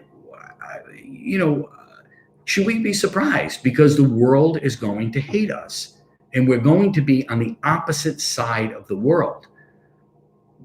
We should be more concerned sometimes when we're on the right side of the world. If we believe in globalism and these world views, like these general, like populist world views, we need to evaluate that and say, how am I on the side? If I'm a Christian, how am I on the side of globalism and all of this like one world religion kind of thing? Like the Illuminati, whatever you want to call it. If I'm on that side, am I? I thought the world was supposed to hate me. I thought, that I would be despised as a Christian, and I would have to pick up a cross. Not that I would get rich and that I would be popular and well liked. So this is really the essence of what it means to be Christian, and to be on God's side, even if it means to be unpopular, to carry a cross, to lose a lot of battles. I mean, we're going to lose a lot. We have lost a lot of battles as Christians throughout the 2,000 years, and we're going to lose a lot more. There's nothing we could do about it, because our opponent is not playing fair. So you have to, at that point, you have to put your cards down and you have to walk away from the table and say, you're not playing fair here. And then you try again. You try and persuade people not to be on that side of the person of Satan who's cheating. And the less people he has on his side, the less the cheating there'll be. So that's really, if he can't find a partner to play high-low jack with, then now he can't do it alone if you're playing partners, but if he finds a guy to sit there, now he's in business, and he'll just say to that guy before, look, sit down at the table with me. We're going to play cards. I'm going to cheat and everything, but you'll get rich. So just keep on reeling in the chips and play dumb, play like I'm playing by the, I don't know. I'm just playing by the rules, and you just rake in the money, and there will be a great partnership. You sell your soul to him, and it probably lead to damnation if you don't change your ways, because even that person can ask God's forgiveness and in a second be forgiven. Even if they don't go to confession and they die, right before they die, if they make a good act of contrition and ask God to forgive them for playing as Satan's partner for most of their life, they could be forgiven. That's the mercy of God. Jesus is merciful. And the rest of the players have to rejoice. If you're playing against somebody who was on Satan's side and who was cheating the whole time, and then that person, just before he dies, he converts and he goes to heaven, you should rejoice, because that person was lost and now they're found, and that they ask God's forgiveness. And that really is the whole essence of our faith, is to forgive, to be forgiven and to forgive, to love and to love others. True love, not love is love philosophy. True love based in God, based in objective truth, based on natural law. That's really where love, if love isn't based on God's truth, and love isn't based on natural law and objective truth, then it's really not love. It's something else. It's misplaced affection, it's lust, it's a lot of other things, but it's not pure love. If you want to see pure love, look at the crucifix. The crucifix is pure love. And isn't it incredible that just the time that that many churches took down crucifixes from their churches is when love became obscured and became relativistic. The same exact time that the church began to whitewash paintings and to take down statues and to take out crucifixes from churches, at the same time that they took away the image of the crucifix from the church, is the same time that we began to misunderstand what love is, and that how it's not really based on God, but based on our own feelings and our own emotions. As soon as we took the crucifix down from churches, people began to believe this. Catholics began to believe that in this relativism of moralism, that love is not based on God's laws or natural law or the church's law or the crucifix, but it's based on my own personal opinions and what I feel. But when we put the crucifixes back in churches and we have people look at the crucifix, they see real love. This is real love. Jesus Christ is real love. The crucifix is real love. When Christ is dying on the cross and we see the crucifix, it's real love. And that's really the problem that Protestants had when Protestants in the 16th century took down the crucifix from their churches. They just spiraled off into all kinds of different odd beliefs, of worldly beliefs too. They took the crucifixes out of the church. We should have learned that lesson, but we didn't after the Second Vatican Council. But we're learning it now. We're putting the crucifixes back. But that's really the essence of love. Look at the crucifix. See how much Jesus loved you by dying on the cross for your sins. And true love is based on that, is based on him, is based on what he did for us and how we need to follow him in what he tells us true love is. It's based on loving others as we would ourselves. Anything we do that we call love, that's not based on objective truth of what Jesus teaches in the Gospels and what the church teaches by articulating the church's teachings of the gospel, then we're really not, it's not love, because it's going to harm someone eventually, even if it harms someone for eternal life. Because we may think, well, what's wrong with love? Love is love. And if people want to love a certain person and want to carry that love out that's against what God teaches, then what's wrong with that? They're not harming anyone. Well, they are harming because they're setting a very bad example for other Christians, but also too, they're harming their own soul. They're harming the person with which they're engaged in this kind of activity. And really our souls, really, they either go to heaven, hell, or purgatory when we die. And it's harmful, of course, for a soul to go to hell. So we don't want that to happen. True love is to rescue them from the clutches of darkness that we're going to lead them to eternal destruction. They're on a road to perdition, and we have to, bring the car up alongside of them and roll the window down and say, look, you're on this path. You don't know what's coming up, but there's a cliff coming up, and it's about a 300-foot drop. And, the wind forces and currents, when you get to that point, are going to lead you, that they're going to blow you right over into that pit. And I don't want to see that happen to you. Get in the car and with me, and let's turn around and head back on the right path. That's our goal when we see somebody going astray. Then, if we try to convince them and they look at us and they look away, or they think we're, evil people because we're trying to persuade them from that path, or if they say, oh, I don't have to listen to you, I can follow my own rules. At some point you're going to say, well, I tried. Hopefully when they get closer to that point where they see the cliff, and they can maybe have enough energy to pull back, and they'll remember what I said, that all you have to do is cry out, and God in an instant will remove you from that situation and bring you to safety.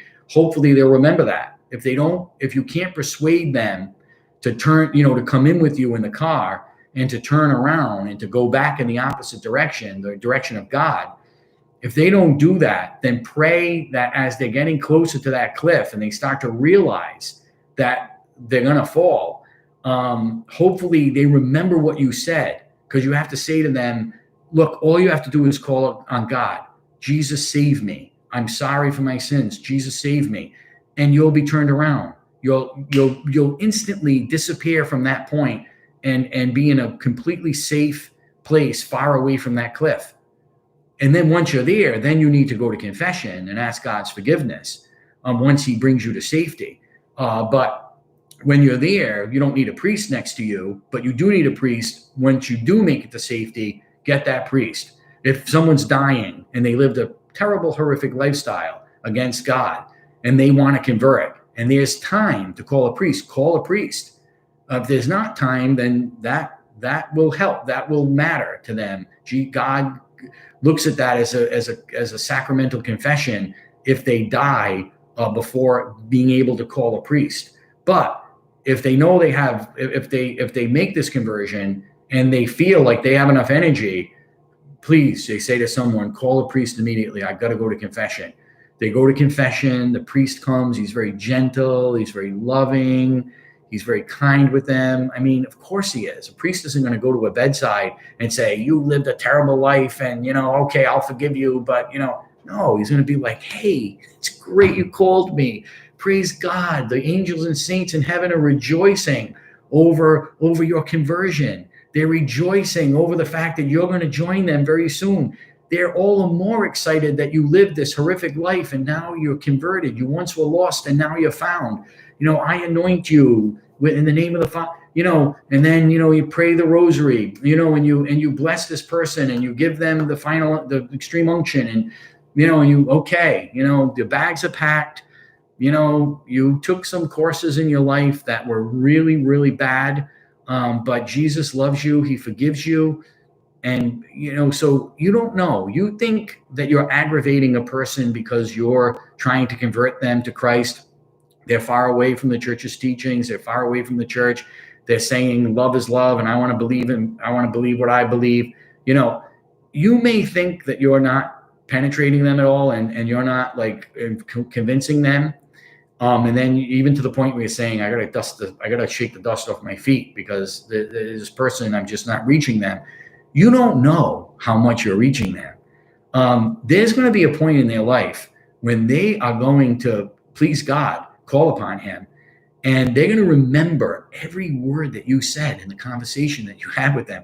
You don't think that you were reaching them, and they're like, no, I don't want to talk about it. I'm convinced, this is how I feel. And, and you're not going to convince me with your religion, and everything, religion and God, and you're not going to convince me. Nope. You are convincing them. They're acting like that. They may even go online and say he's an evil person because he criticizes, people who want to love what love is love. You may be thinking, and then you're going to be attacked because you're taking these positions and you're trying to convince this person.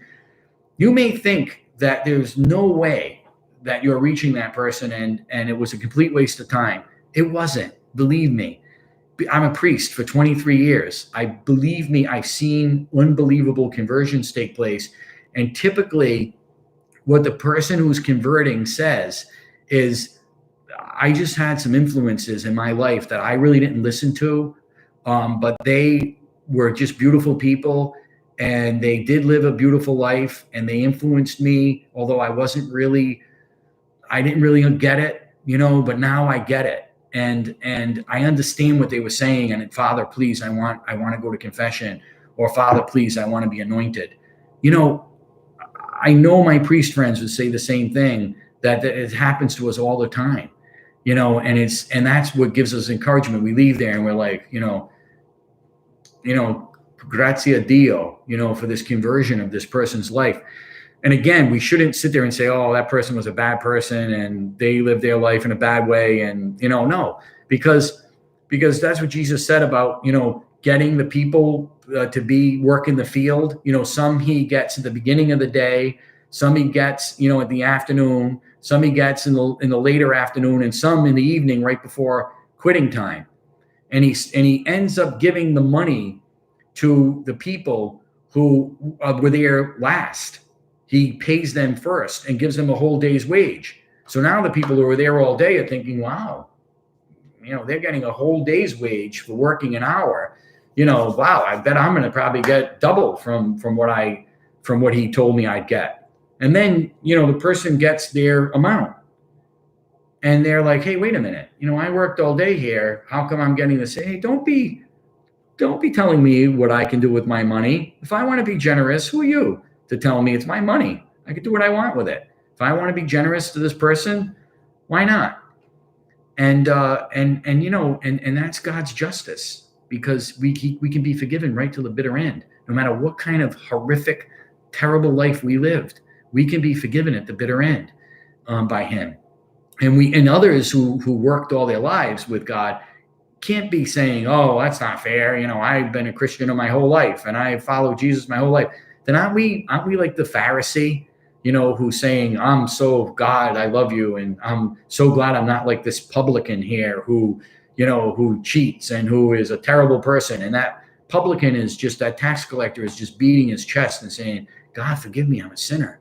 That really is the ultimate prayer that we pray. That's how we're justified, by pounding our chest and by saying, God, I'm a sinner. Forgive me, I'm a sinner. And then when someone comes over and is forgiven, it's so awesome. It really is awesome. I think priests would say that maybe celebrating Mass is what I love doing the most as a priest. But right after that, I think is converting souls to Christ, to be an instrument for God, to have a real wretched sinner, come over to Christ and be on his side and change his life. And he's so happy. The person who does this, oh my goodness, they are just so they're on fire. They become on fire with the Holy Spirit. They're like, I lived a life and I drank and I did every kind of drug out there, and I disrespected my parents and I disrespected my country, and I was a pro-abortion doctor and I performed thousands of abortions, and it was amazing grace that saved such a wretch like me, and I am so appreciative to God. And then they're just the greatest people to be around, because they are so appreciative of everything that the priest does, and that's what's really great about conversions like that, is you get to know these people and they just love the priest. Oh, Father, what can I do for you? Do you need your raking in the yard? Do you need me to fix anything in the house, in the rectory? Oh, your Father, you're so awesome. And, they're just in love with us, with priests, because they know what it's like to be Satan's partner, and high-low jack, and they know how corrupt and how awful it is. And they see that, and they know that they got rich from it. They know that they benefited in some way from being on Satan's side, and they didn't care, because at the time they were like, I don't care, as long as I'm doing well, as long as my pocket is being laced, and then they leave that lifestyle and they no longer want to be partnered with Satan. They want to be partnered with God. And the person who is the one who brings them the Eucharist, who gives them the Eucharist to eat, to sustain them, the one who absolves them from sins with his priestly hands, becomes in persona Christi when he celebrates the sacraments. They're the ones in the parish that are the most appreciative. They're like, Father, or people who are cradle Catholics who go to confession a lot and who understand their own sinfulness and need conversion in their daily lives. When they understand their own conversion that needs to take place every day, even if they're a cradle Catholic and they come to Mass every Sunday, those who appreciate being forgiven by God and who are humble of heart, they're the ones too that are so supportive of priests, especially traditional priests. People who are supportive of traditional priests, they really get it. They really understand what the score is, and how the priest who's traditional as a priest is willing to put himself out there, and they're like, Father, thank you for putting yourself out there, for putting yourself in jeopardy, for wanting to be unpopular at times because of what you believe, for teaching us the real truth and not trying to sugarcoat it so we'll, like you, or we'll give you more money, or we'll make you more popular, or more people will come to your church. Thank you. And they're the ones who understand a traditional priest and what he's trying to do and how he's willing to put his neck out there, to support them and the true beliefs, because they get it. They know the true beliefs of the church if they're constantly asking God's forgiveness. So that really is the essence of what we do and what we believe as Christians. So there's a lot of comments. I'm sorry that I've been going on so long. I haven't been reading your comments. People are telling me they like watching. It's great to see everyone here. Sorry I'm not mentioning everyone. I usually can do it at the beginning. Marilyn Pinto. Is that the Pinto from that I knew from Priest for Life? Wondering if it's the same one. Great to see you watching. So anyway, we like I said, I'll read the comments after, and I appreciate everyone writing your comments. And maybe we'll wrap things up. But thank you very much for watching and for spending time with me, having a cappuccino. And like I said, I just want to end by saying, let's keep the faith. And let's not be discouraged. And even if we lose this battle, which I kind of don't think we will, actually, to be honest, I think we're going to win this battle, in my opinion. But we could lose the battle. There's no doubt about it. It could happen. But even if we do, before the election, I didn't think we were going to lose. But now seeing exactly, they've been planning this for 4 years. What you saw unfold and in shock and disbelief and saying, wait a minute. Why did the counting stop? Why aren't these states being called, Florida and Texas? Why aren't they being called right now? The whole thing was planned. The whole thing was orchestrated for 4 years. That they worked so hard on that day. Again, it's like playing Monopoly and you don't realize it, but you're playing with someone who's going to cheat, and they're plotting it out. They as soon as you start the game, they're figuring out, this is what I'm going to do toward the end of the game and how I'm going to cheat. So like I said, we can't be discouraged with this, and we have to persevere in our faith, especially because really, when it all boils down to it, what do we have? Really at the core of what we have is our faith in the Eucharist. The Eucharist is all we have in life. As long as and they tried to take that away from us for 3 months, which was very sad, because they knew that how powerful the Eucharist is. And that's one of the first things they wanted to do, was to take that away from us. But the Eucharist is at the core. And as long as we have that, and we can't lose it again, folks, we really can't. There shouldn't be another time in our lives when we can't receive the Eucharist. But because that is the essence of this is the only thing we have. And that's why streaming was so important, because we were able at least to see the Mass. We were able to at least experience the Mass online, and we were able to stay connected. The priests were able to stay connected with their flocks. And that was really the most important thing that we did, was stay connected with our flocks. And through prayer. Some priests weren't able to go online for various reasons, and I can understand that. Maybe they weren't set up for it. They were older, and they didn't know how to work the machine, the equipment and everything. And they were praying. I know they were praying very hard for everyone. But we can't. Don't worry. Even if we lose this, which again I don't think we will, but even if we lose this,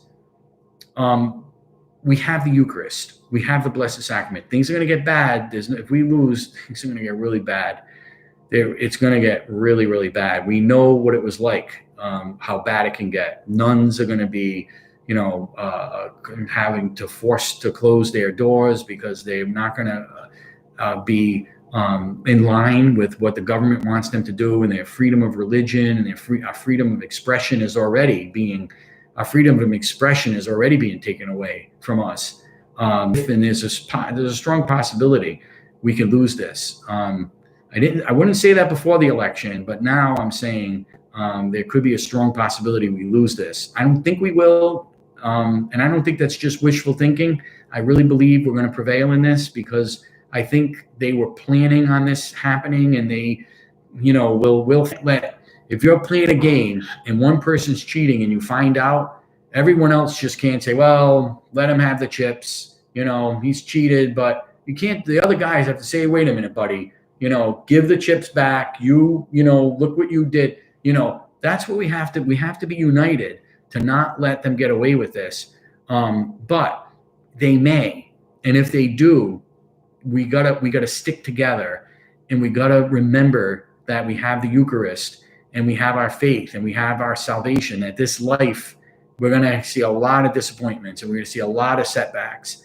But really what is ultimately important is our relationship with Jesus Christ, and knowing that he's our Lord and Savior, that he died on the cross for our sins, that we love him, and the Blessed Virgin Mary. She's our greatest weapon. The Blessed Virgin Mary, the Rosary. We have to continue to ask our Blessed Mother to help us, to pray for us, to be our advocate, to be our guide, to be our support. She is our ultimate help in all of this, to lead us to Christ. She's the boat, in which we sit as we're on the journey, to salvation. She leads us to her Son. So we have to really, the church is the boat. Let's say she's the figure that's in front, leading us. So we really have to understand that. And in life, and that in life, they're total.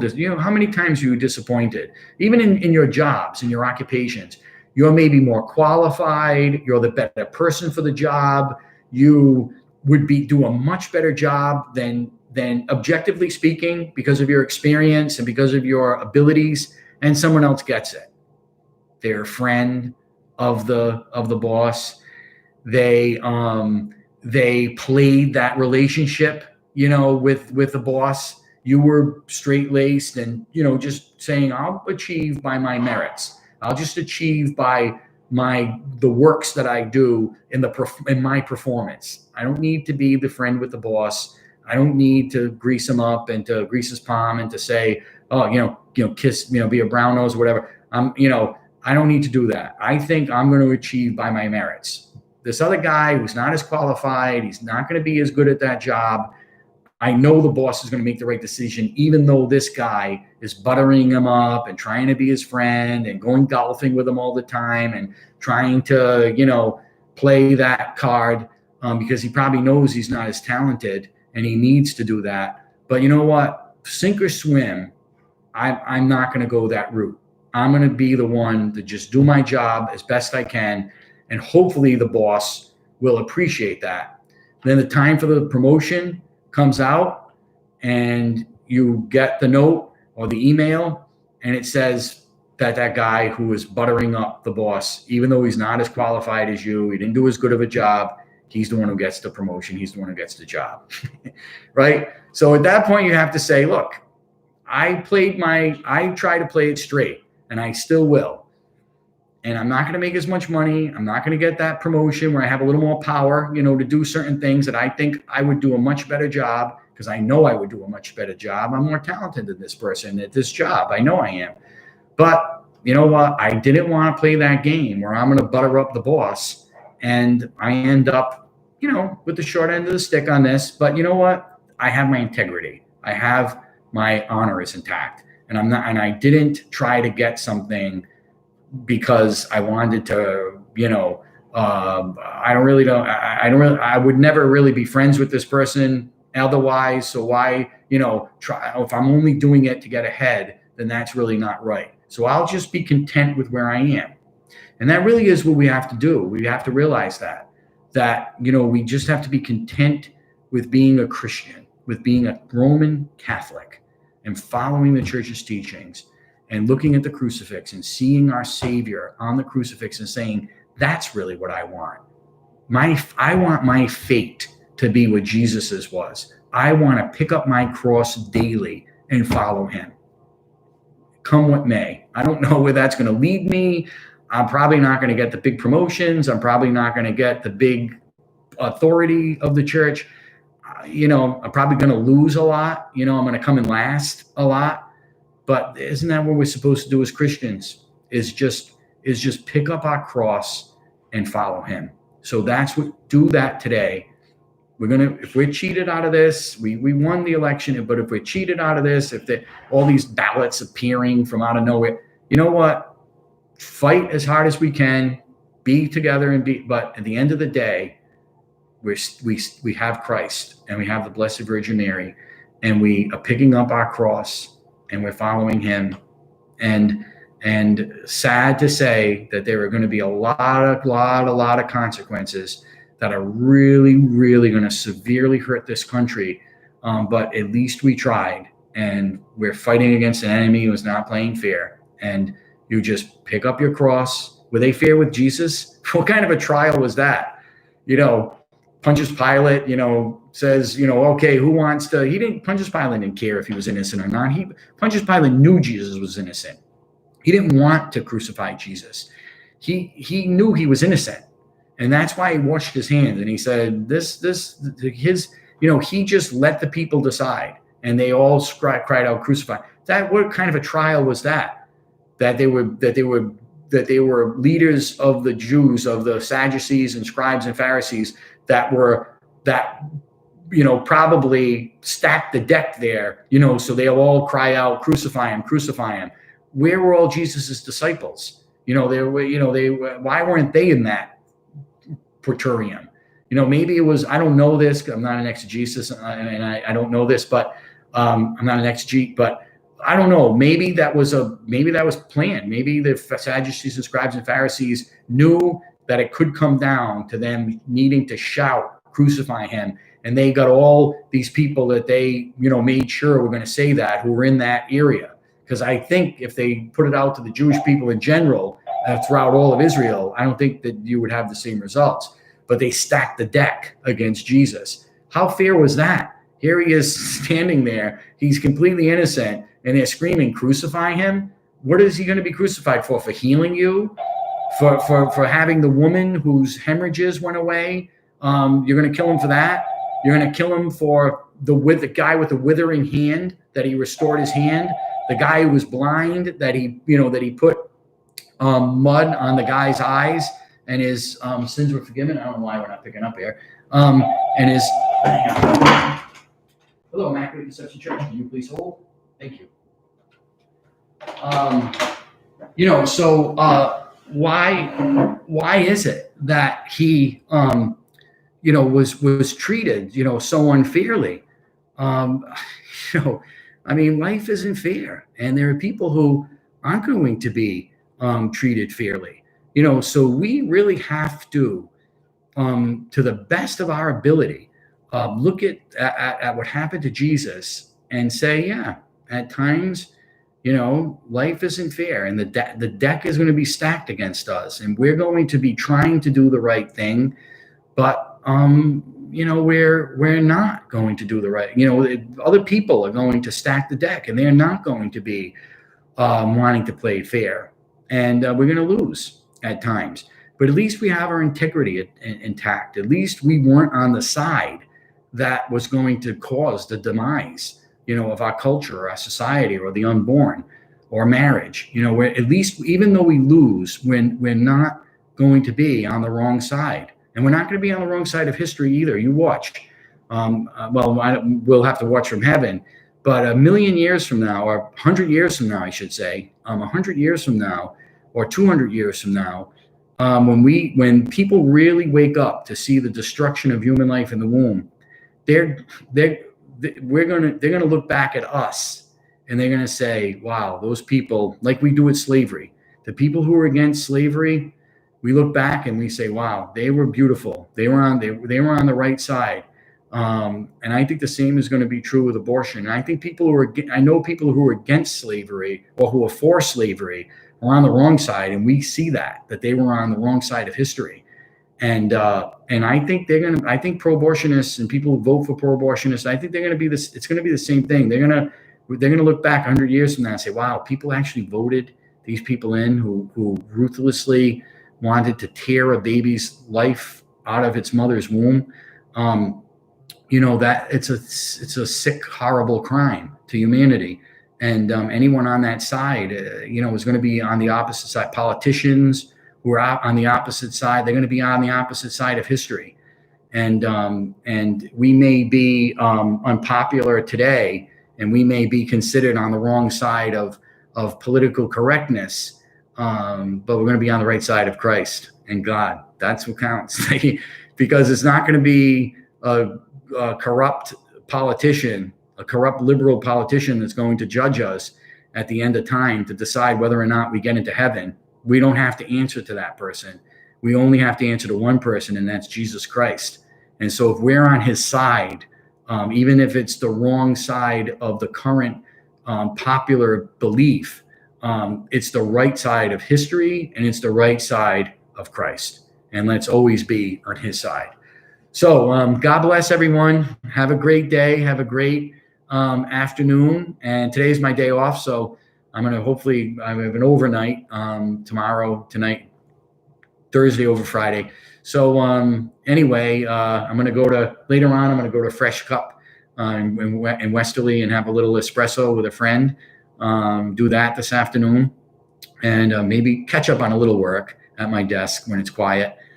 So anyway, have a great day and a great afternoon, and I'll see you next time on Cappuccino with Father Capoverdi. And at 10, as I said, we'll pray the rosary today too. I'll have to announce in a little bit what time it's going to be. Maybe we'll do it at maybe 2:00. That might be a good time to pray the rosary today. I'll put it on my Facebook post, and then I'll see you at 10:00 for night prayer. So I'm glad. Thank you so much for the beautiful comments about night prayer. I'm so glad that people responded so beautifully to to seeing it back. So I'm looking forward to it too. We'll be together on this, and we'll continue to pray together. We got to support each other, and we got to support the people who are going to support the important issues that we have in our lifetime. So let's continually pray. Okay, we'll see you soon. God bless. Ciao. Okay, see you, YouTube watchers. Sorry, as I said, I'm always looking at Facebook, but it's good. We had 8 people watching, and then we had a lot of comments. So that's good. Thank you for all your comments. So we'll see you soon. God bless.